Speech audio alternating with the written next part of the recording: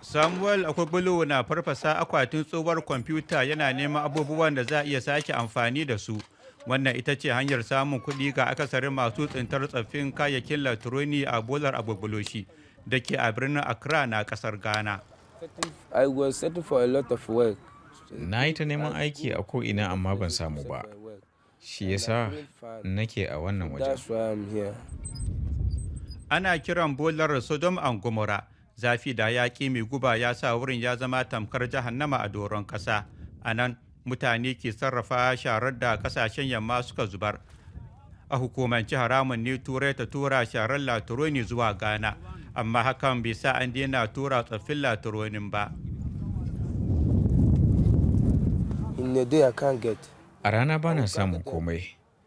Ina ɗaukar kusan mako guda ina tara tagulla da ƙarafa da sanholo da farin ƙarfe, sannan in sai da su. Da wannan kuɗin ɗan shekaru 18 da haihuwan ke ciyar da ƙannin shi ya kuma biya musu kuɗin makaranta don wata rana su samu aiki mai kyau. Bolar kayan latironin na da illa ga lafiya, amma rufe ta zai hana dubban mutane samun kuɗin tafiyar da rayuwarsu.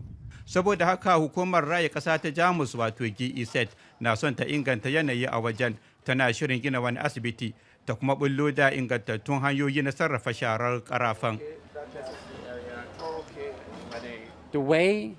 Yadda gwamnati ke son tinkarar wannan matsala shine za ta rika karɓar kuɗi daga masu gurɓata muhalli waɗanda ke shigo da tsoffin kayan latironi.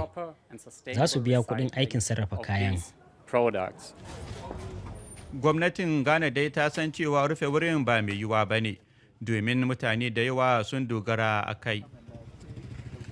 A gani na kusan duk masu aiki a bolar sun yi aure suna da 'ya'ya 2 ko 3, dukkaninsu sun dogara da mu da aikin da muke yi. Saboda haka idan albashinsu ya ƙaru, iyalansu za su ci amfanin aikin da suke yi.